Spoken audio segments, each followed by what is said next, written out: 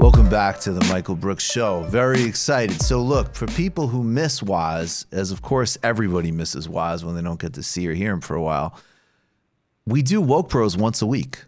Go to Bomb, the Bomb feed on your iTunes app. That's Black Opinions Matter. Click subscribe, and you will hear us every week, except for tomorrow, because Woz is traveling, so Nando Vila is going to be my Woke Bros sub-co-host for tomorrow, which is going to be a lot of fun. But that being said, Big Wosny Lambre from The Athletic, Count the Dings, and Woke Bros. It's been way too long. Welcome back to TMBS, man. Yo, what's going on, Mike, Matt, Dave? Good to be with you guys again, man. Hey, Woz. What's up? These guys, we haven't seen you since you had this, like, you were a little uptight on stage in LA. Very reserved. that was quite the night. Yeah, maybe he had one too many IPAs, but it's all right. We enjoyed ourselves.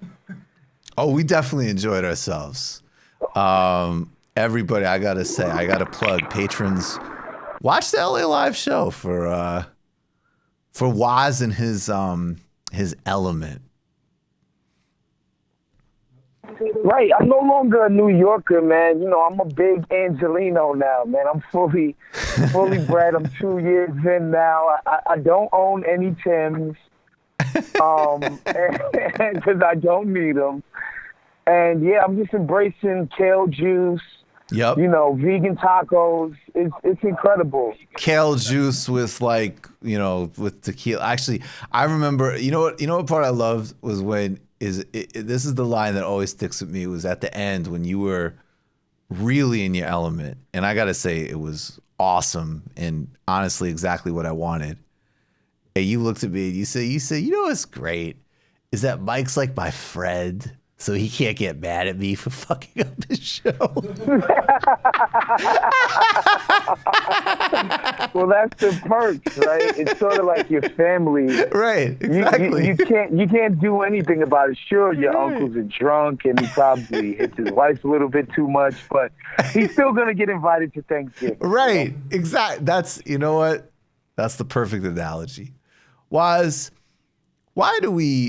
just occurs to me that now with Mike Bloomberg running for president and Rudy Giuliani, like some type of like demented Goodfellas extra with this whole Trump crime shit, that we have these two New York mayors. So one New York mayor was the hard right, definitely capitalist, neoliberal, police brutality, gentrifier, ethnic politics, which describes both of them.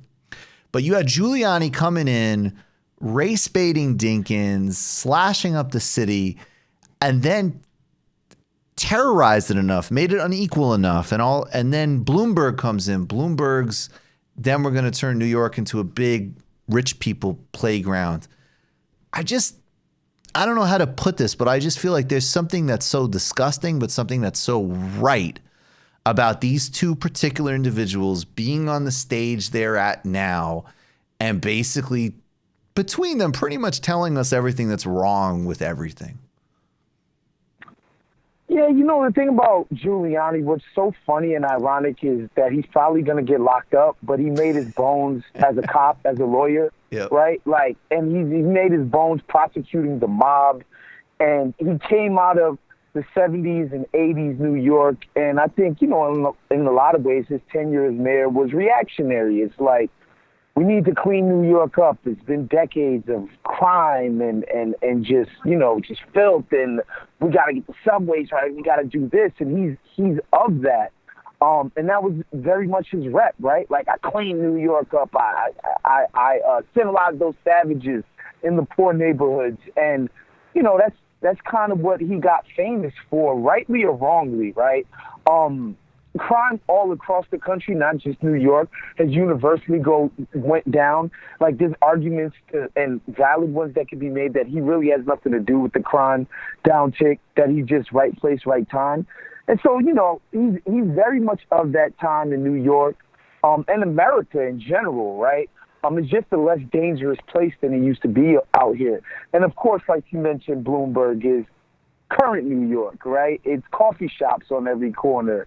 It's, I want to do this West Side Stadium, no matter how stupid it actually is as a brand. Mm-hmm. It's all these frivolous things that Giuliani might not have got done, the real stuff, but that's what he staked his claim on. Bloomberg was just like, and like we always talk about, he's the worst kind of liberal, right? Like, he's uber rich and he's into the nanny state, which, like, who wants that? Who wants the no It's more like yoga that's bad soda? For your heart. Am I right? LA reference. Right, but who wants kale juice that makes you fat? State guy? It just makes no sense to me why this guy would think that he has a constituency anywhere. What did you think when he decided to run? I just thought about the show Succession. I don't know if you guys are watching it, and what I love about that show is it just shows you that, like, literally the uber rich are the worst people in the world, right? Like, that's the point of the show, is like, these are the worst kinds of human beings that exist, right? They exist basically to feed their own ego. They have no connection to normal people or any sort of normalcy, and that's Bloomberg. Like, he's Connor running for president. Like, that's what he is. Like, nobody actually wants this guy, but he can afford to. And he's obviously a really insecure guy, and this is a way for him to feed his ego. Because nobody's like, oh my God, I need Mike Bloomberg. Like, nobody's ever said that before. But, he's rich enough, he can afford to throw literally hundreds of $1 million at this for essentially nothing. Like, he's not going to win. He has no chance.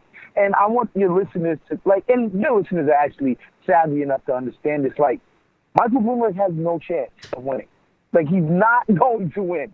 Under no circumstances can he win this nomination for a myriad of reasons. But he's going to run anyway. He's going to waste a bunch of money doing it. And it's mainly because, ironically, he disagrees with the wealth tax. Like, it's right. Like, he's going to waste hundreds of millions of dollars because he disagrees with the wealth tax. Like, you can't make this shit up. What do you think of, actually, let me tell you, here's my favorite conspiracy theory that I've heard in a long time. I don't even remember where I heard this. You ready for my favorite conspiracy theory? Yeah, shoot, I'm here for it. Giuliani went after the Italian 5 families when he was a prosecutor because he was already, now, you know that I'm a Russia skeptic in many ways. However, some people push it too far in the other direction. Regardless, I don't care. I don't believe this one, but this one is awesome. He bagged money from Ukrainian and Russian gangsters to take out the 5 families to make way for their New York reign. Favorite conspiracy theory I've ever heard. That's awesome. That would actually fall in line with what you know about the history of New York and law enforcement, right? That's also true. The funny thing about NYPD that never gets brought up, it's like, oh, blue lives and this, we love the cops, we're so persecuted and blah, blah, blah. Like, bro, you guys have a history of corruption and crime in your freaking, institution. Like, this is documented. Like, cops have gone to jail for it, mobsters have gotten popped for it. Like, uber corruption all up and down the justice system in the history of the NYPD and the New York City justice system, but it never really gets presented that way, right? We never hear that version of the NYPD in the media.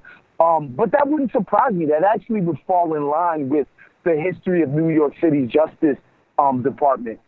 You just watched a Michael Brooks show video. Subscribe to get them all. Why wouldn't you?